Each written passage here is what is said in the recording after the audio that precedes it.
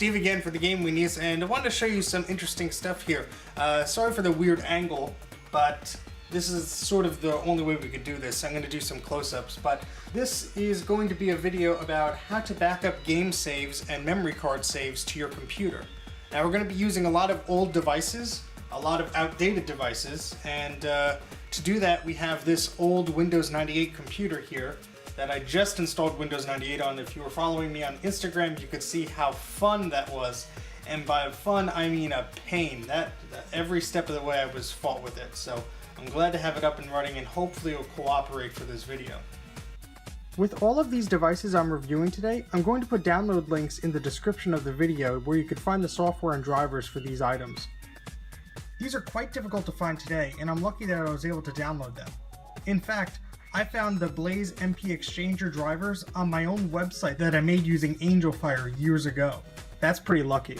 The four types of game saves and memory card saves we're going to talk about today are the Nintendo 64, the PlayStation 1, the Dreamcast, and the Nintendo Game Boy. So, you may ask, how will I get these game saves and other memory card saves to my computer? Well, through a series of convoluted, complex, and sometimes frustrating devices that connect to a very old computer. Not only because of software, but of hardware. These devices use parallel ports or serial ports. You may be successful with an adapter, but sometimes it just won't work. Now, this isn't the easiest way to do this, of course. There are some modern equivalents which will work well, but I wanted to cover some of these unique pieces from the past. First up, by Interact, we have the DexDrive. This was released in two models, one for the Nintendo 64 and one for the PlayStation 1. Now, this works pretty simple. You plug your memory card into the DexDrive, a serial cable runs to the computer, you have an optional power cord, which I'll go over in a second. If you don't have the power cord for your DexDrive, here's a picture of it. Maybe you could use one to find it around the house or see something that uses a similar voltage to this. It's 12 volts and 150 milliamps. Next up we have the Data Deck by MadCatz. This is similar to the DexDrive, but it only works with PlayStation memory cards. It's interesting that it actually has two slots for memory cards. That was one of the selling points when this came out. It's similar to the DexDrive. Oh, this actually goes in upside down. It's similar to the DexDrive that it does connect through the serial port, so again, you will need an older computer. Finally, we have this MPXChanger by Blaze. This is a very weird device. I picked this up at EB Games years ago when they were closing these out, and apparently that's commonplace. I saw a lot of people online mentioning this item when I was searching for drivers for it that mentioned that they got it cheap at EB Games when they were closing out the product. Now, I don't have the original power cord for this, but I found that a Sega Genesis Model 1 power adapter worked well with it without any problems. The original specifications for this device are 9 volts and 500 milliamps, so 9 volts and 1.2 amps shouldn't be too bad. Now this Blaze device works a little differently. It has a parallel port instead of your old serial port. Now you may be thinking, oh great, I have a parallel port on my machine but not a serial port. But the problem still is software. These applications for all of these devices were not really designed for Windows XP, and I think that a lot of people even have trouble running them on Windows 2000. So I stuck with Windows 98 after some initial tests, and so far things have been working well. I mean, your mileage may vary, but I wouldn't expect these to work on any modern systems, especially when you consider you might have to have a USB adapter for your serial port or an add-on card or something for your parallel port. Whenever you add in those adapters, it just adds another level of complexity that just sometimes isn't worth it.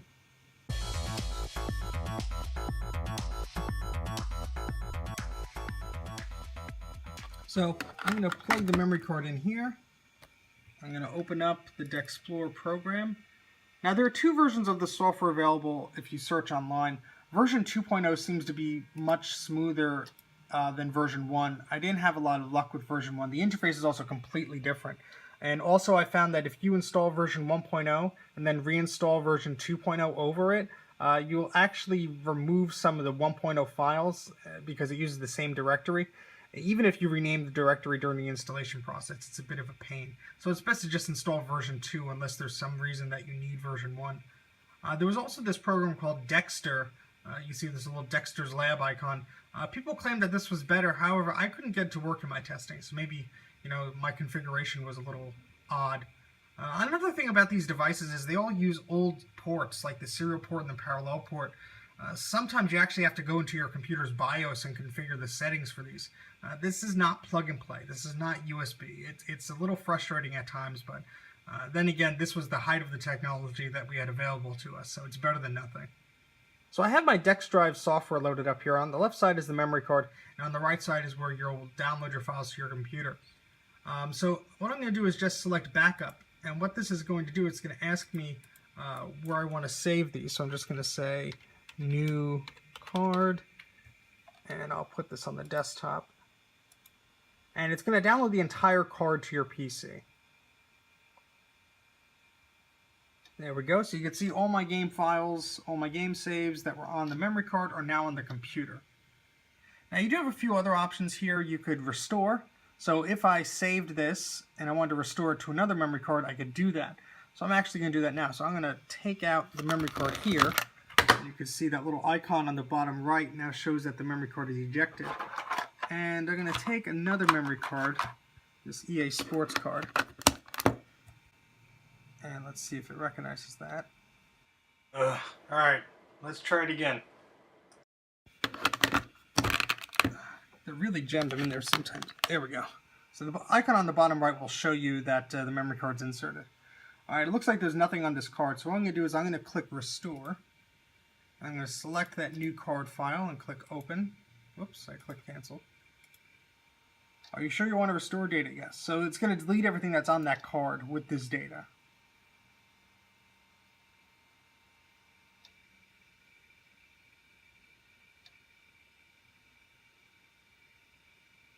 Okay, it seemed to work well. So just to prove everything copied correctly, I'm going to go to the memory manager on this Game Shark for the Nintendo 64.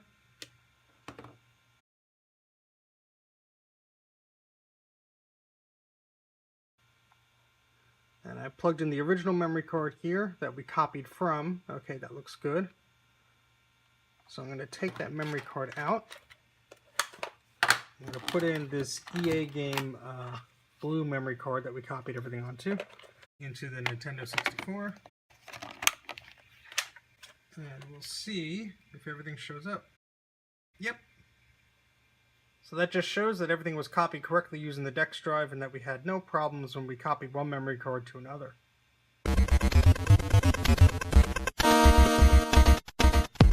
So next up we have the Data Deck by MadCatz. This is for PlayStation 1 memory cards. I'm excited about this because I only recently found the software for this. I had the CD years ago and I did back it up, but I don't know where I saved it to. So the Data Deck does require a power cord. Here's a picture of it just in case you need to make your own or use a different one. 12 volts and 300 milliamps. MadCatz is one of those brands that used to be everywhere. I mean, you would go into a video game store like EB Games or FuncoLand, and they'd have an accessory for pretty much everything. So let's get started. I'm going to plug this memory card into the Data Deck, and I'm going to load up the Windows software here. Okay, so right off the bat I have card 1 and card 2. I'm going to select card 1. Double click it actually. Alright, it says reading card 1.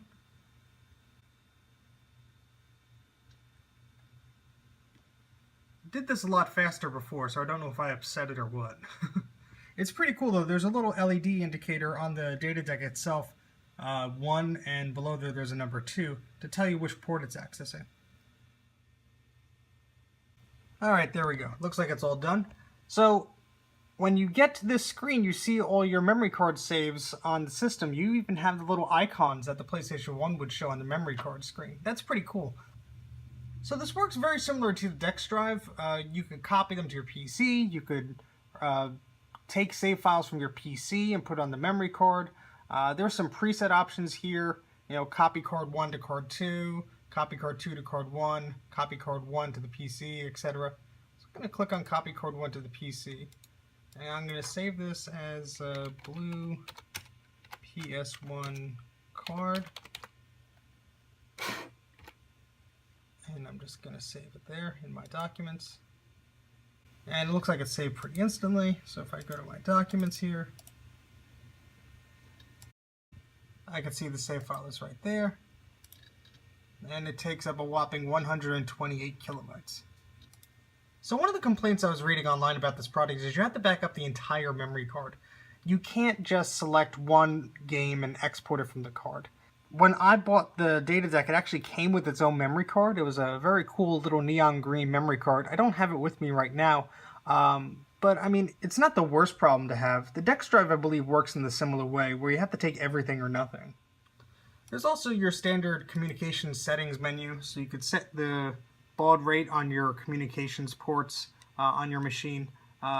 Initialize brings it to the default settings, or you could change your options there. So that's basically it about the data deck. I mean, there's not much more to review on it. There is an option where you could import and export BMP images to overwrite the icons of the memory card, but I wasn't able to get that to work. I don't know if I'm just using the wrong version of Microsoft Paint, or if Paint just makes a BMP file that the PlayStation doesn't like. But whenever I tried to use it, I got a little weird error that didn't seem to make too much sense. So I think that's pretty cool if it does work. I just didn't get it to work. Overall, the data deck seems to work just as good as the DexDrive. It's reliable, it seems to work most of the time. It didn't seem to work with this multi-page memory card I have, but I mean, it works with standard memory cards, so I guess that's okay.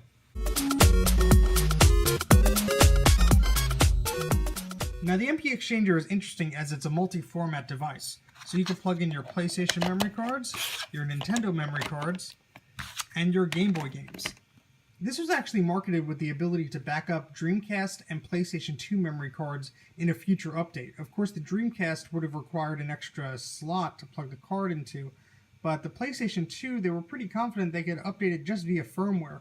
I don't think that ever happened, but it's interesting to note that they claimed that on their box as a selling point. What threw me off initially is all the memory card labels face this way. However, the PlayStation card does not, so if you ever pick one of these up, just keep that in mind. Unfortunately, even when you plug this in, the LED lights do not turn on, not even for a second. Unless you have the software installed and unless you initiate a command, the LED lights don't blink, so it's hard to tell if my power adapter was working at first. The MPXChanger works in generally the same way as the DexDrive, but there are some differences. So I'm going to open the software up here. And as you can see from the beginning, you can choose your device right here, so the device you want to get your saves from. So the PlayStation, the Nintendo 64, and Game Boy. And it doesn't really do anything until you actually click these transfer buttons. So right now, if I select a Nintendo 64 and I select a transfer, it will actually try and let me save before it communicates to the device that actually something is working. There's also a settings button here. Your parallel port settings are here, so if something isn't working, look at the motherboard on your computer, maybe look into the BIOS. If you have the manual for it, take a look. Some of these settings don't seem to work right on some machines. I got everything to work okay using ECP/EPP, and this port number here, which matches what's in my BIOS. So if you have trouble when you're using one of these devices, like the Blaze MPXChanger, take a look at your parallel port settings. With the DexDrive or any other devices that use the serial port, check your serial port settings. Sometimes the port is just not enabled in the BIOS, therefore your system isn't even seeing it. So to start with the MPXChanger, we're going to keep it simple. I'm going to use the same Nintendo 64 memory card. I'm going to plug that into the Blaze. As you can see, there's no lights going on right now. But on the PC here, if I select Nintendo 64 and I select transfer, I'm going to put it on the desktop. We'll just title this 64. And as soon as I hit save, that little light starts going and you can see there's this progress bar that comes up. So it looks like the transfer was completed successfully. I see the file on my desktop. Everything looks good. So we copied the game save from one memory card to the computer. Now I want to simulate if we were going to copy that card information back to a different card. So I plugged in this EA Sports card again. I'm going to erase it. And how you do that in the software is you right click on the memory card and go to delete. And it's going to ask you if you want to delete. You say yes. It's going to delete the data. You'll see a little LED light there. Ha! Alright, it doesn't detect it. Sometimes these things can be very finicky. So unplug it. Plug this back in. Let's try that again. Little lights going. There we go.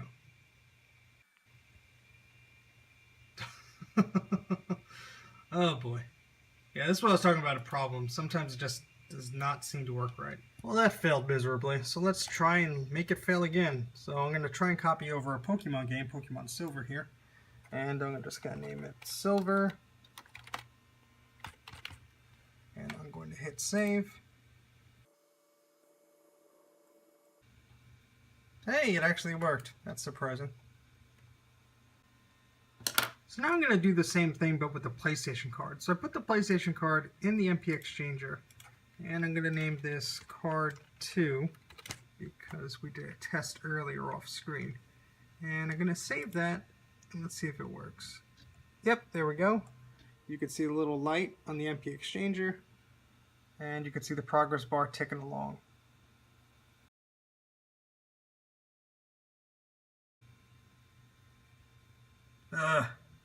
That's the problem with this thing.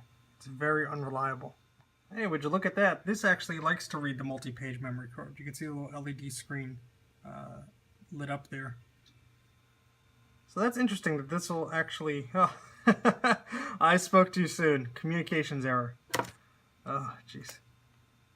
Yeah, I'm pretty much done with this software. I mean, when it works, it works. When it doesn't, I don't know. It gives me serious doubts. And I'm not too confident that my save data will even be able to be restored to the memory cards at this rate. Especially because this uses its own proprietary formats for the save files, I would steer clear of this one. The DexDrive is really your safe bet, and the data deck seems to work pretty well. So if you're looking for one of these devices, I would definitely go with the DexDrive. It seems to work pretty well, and there's versions available for the Nintendo 64 and for the PlayStation 1. So here's just another example of this MPXChanger thing being kind of a hunk of junk. If I click on this conversion button here, it's supposed to convert your save files to other formats. So for example, if I opened an N64 memory card and I wanted to make it compatible with a DexDrive, I should be able to do that. However, when I click open here, and I go to a file that we created, say this Nintendo 64 file, now remember, we just created it, it has no idea what this is. So that doesn't fill me with too much confidence. And of course all the options are grayed out. But for example, if I actually select a GameBoy copy, it actually gives us the ability to convert it to a Bleem format, which doesn't make much sense to me. However, if I go and I open the PlayStation 1 memory card file that we made, it actually gives me a few options here. However, if I click DexDrive, and you can ignore this warning because you're actually doing a save as. So if I do name this save convert here and put it on my desktop and save it, it seems to save it, but I can't get my version of the DexDrive software to open it. Alright, there's been enough pain with this one. Let's move on to the next.